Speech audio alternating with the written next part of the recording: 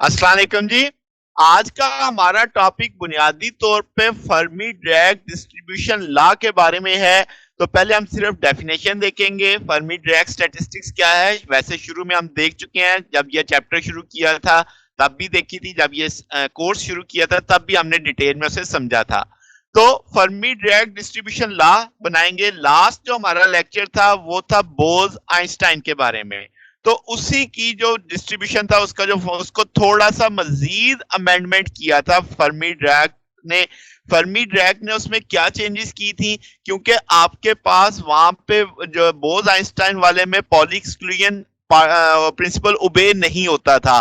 तो आप Fermi drag ने ऐसी स्टैटिस्टिक्स को डिस्कस किया जिसमें पॉली एक्सक्लूजन प्रिंसिपल ओबे होता है। उसके होगा क्या, उससे ये होगा कि आपके पास एक पार्टीशन में सिर्फ एक ही पार्टिकल आएगा, यानी एक से ज्यादा सेम एनर्जी या सेम वेव फंक्शन वाले नहीं आ सकते। तो इसका मतलब अब आपके पास जितने पार्टिकल्स होंगे उतने ही सेल बनाएंगे, या सेल्स की पार्टीशंस की तादाद ज्यादा होगी, सेल्स की तादाद कम होगी। तो ये बेसिक एक अप्रोच थी हमारे पास फर्मी ड्रैग स्टैटिस्टिक्स में।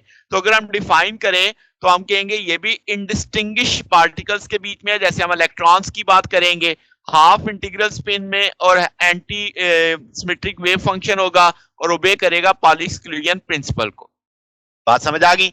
तो अगर आपको देखा हो तो बोज आइंस्टाइन में जो पार्टिकल थे वो बोसॉन्स थे, फोनॉन्स थे। तो अब आपके पास इलेक्ट्रॉन की मिसाल लेंगे।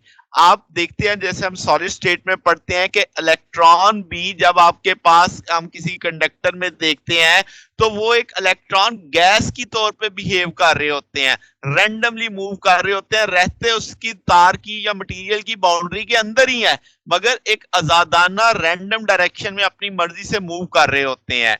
ठीक है, तो वो एक इलेक्ट्रॉन गैस का कंसेप्ट आ जाता है आपके पास। तो फर्मी ड्रैग डिस्ट्रीब्यूशन पहले लाभ बनाते हैं, समझते हैं कि क्या इसकी शराइत कंडीशंस क्या है।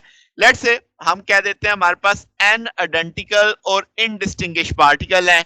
मैंने उस पार्टिकल्स को डिवाइड कर दिया क्वांटम लेवल्स में, यानी पार्टीशने कर दी। यानी वो समझ लो मेरे पास एक मटेरियल था, मैंने उसमें खाने बना दिए। तो अब हर खाने के अंदर जो पार्टिकल्स आए N1 N2 Ni तक मैं ले गया, ठीक है। और हर खाने में जो इलेक्ट्रॉन्स की एनर्जी या तादाद की एनर्जी थी वो N1 वाले की E1, N2 की E2 और Ni की EI रिस्पेक्टिवली हो गई। बात समझ आ गई।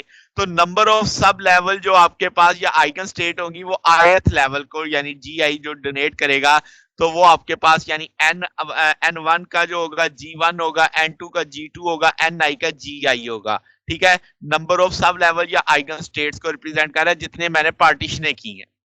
अच्छा, तो अब कंडीशंस क्या है, हमने अब तक क्या पढ़ा, हमने पढ़ा कि पार्टिकल इंडिस्टिंग्विशेबल है एक दूसरे से। तो इसका मतलब जब हमने उनकी पार्टीशने करनी है तो हमारे लिए कोई हम डिस्टिंक्शन ही नहीं कर पाएंगे कि किसको चुनना है किसको नहीं चुनना। बात समझ आ गई, क्योंकि हम तो उन्हें पहचान ही नहीं पाएंगे।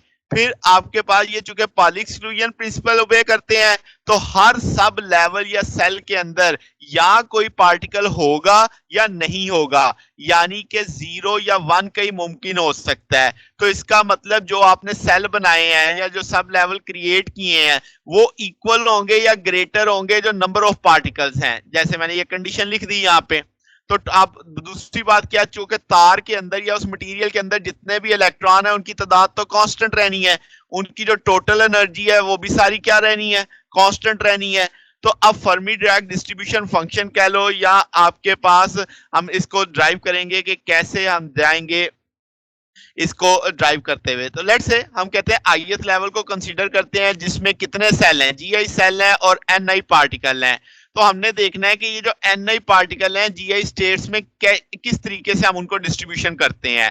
पॉली एक्सक्लूजन प्रिंसिपल सबसे अहम किरदार अदा करेगा कि कोई भी no cell occupy more than one particle. ठीक है, तो इसका मतलब जीआई सेल्स में एनआई सेल्स होंगे, या अगर हम बराबर बराबर एक एक एक एक एक सब में रखते चले जाएं तो आपके पास वो एक पार्टिकल हर एक को ऑक्यूपाई करेगा।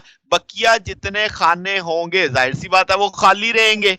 तो इसका मतलब नंबर ऑफ पॉसिबल डिस्ट्रीब्यूशंस कितनी हुई, जी फैक्टोरियल, जितने मैंने सेल बनाए हुए थे उतना फैक्टोरियल वो हो गया। अब इसमें हमने देखना होता है कि जो आपके पास इनडिस्टिंग्विशेबल अरेंजमेंट्स कितनी है।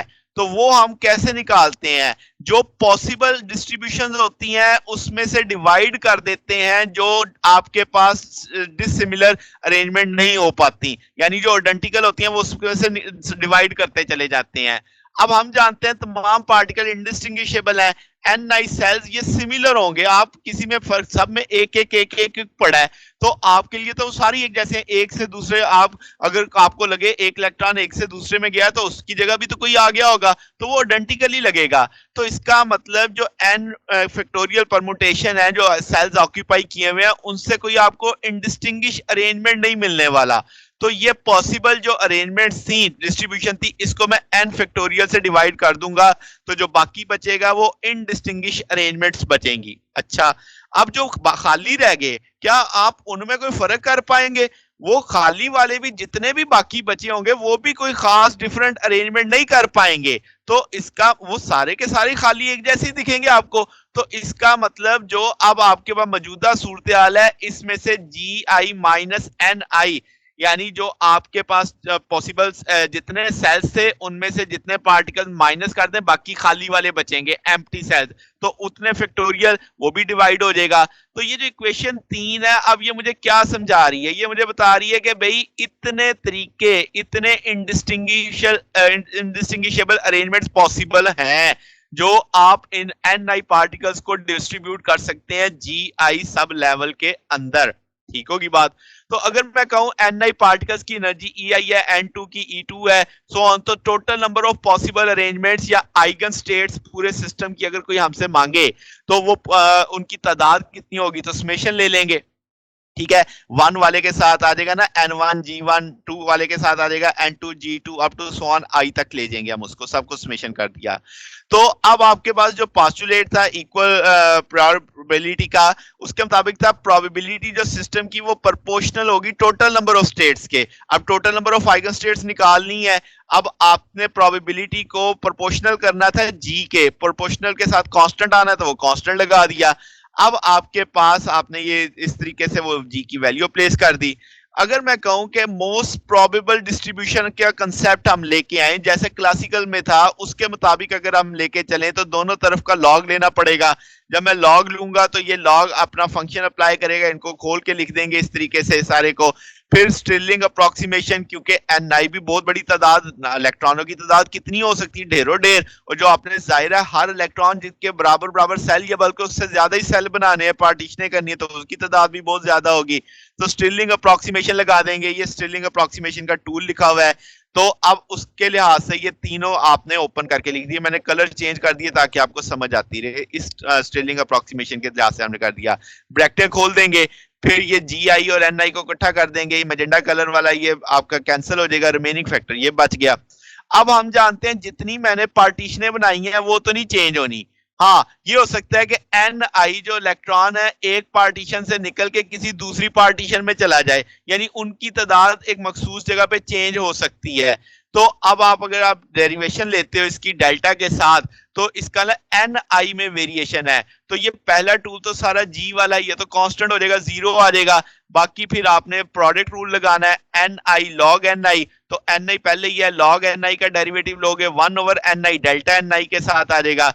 फिर फर्स्ट फंक्शन का delta N I log N I वैसे आ जाएगा। सेम मामला यहाँ पे भी आ जाएगा कि यहाँ पे भी प्रोडक्ट रूल लगने वाला है, जी I minus N I first वैसे ही आ गया, सेकंड वाले का डेरिवेटिव ले लिया, फिर आपने फर्स्ट वाले का डेरिवेटिव लिया, सेकंड वाला वैसे ही लिख दिया जनाब। अब इसमें से कुछ चीजें कैंसिल हो जाएंगी, एन आई से जी आई माइनस एन आई से कैंसिल हो जाएगा, रिमेनिंग फैक्टर जो बचेंगे ये भी कट जाएंगे, ये रूल वापिस आ गया आपके पास। अब इसमें से डेल्टा एन आई इसके साथ भी है, इसके साथ भी है, कॉमन लिया जा सकता है।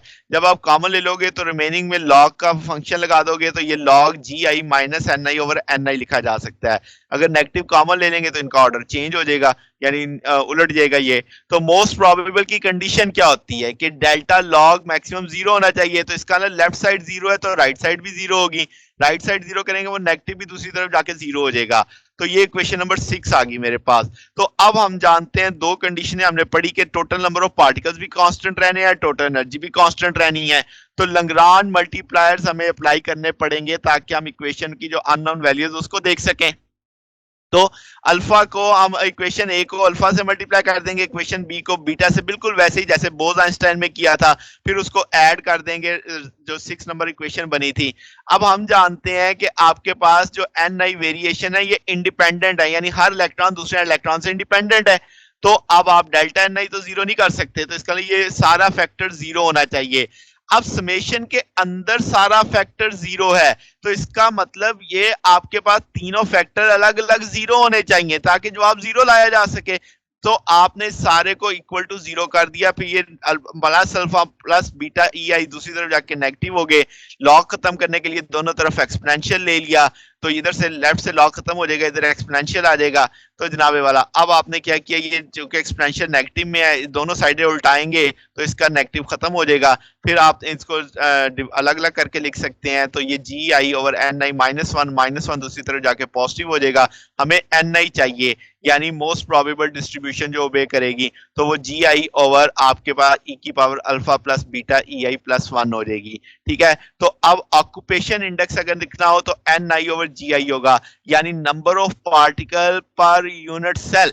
ठीक है, तो वो अब हम जानते हैं कि अगर आप इस टूल में देखें तो नीचे वाला फैक्टर बड़ा ही आएगा, आपके पास प्लस वन आ रहा है ना साथ में, तो इसका या इक्वल टू वन आएगा या लेस देन वन आएगा। तो यही चीज तो हमने शुरू में तय की कि फर्मी डिराक स्टैटिस्टिक्स के अंदर हर सेल के अंदर या एक पार्टिकल होगा या एक से कम का मतलब जीरो।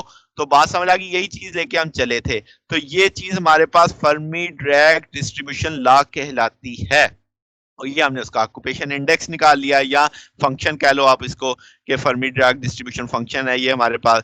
तो ये जनाब हमारे पास आज का टॉपिक था। अगर आपको इसमें कोई बात पूछनी हो, डाउट हो, तो नीचे कमेंट्स में पूछ सकते हैं। वीडियो अच्छी लगी हो तो वीडियो को लाइक कीजिएगा, दोस्तों के साथ शेयर कीजिएगा, चैनल को सब्सक्राइब कर दीजिएगा। अब तक के लिए इतना ही, बाकी इंशाल्लाह फिर नेक्स्ट देखेंगे। ओके, अल्लाह हाफिज।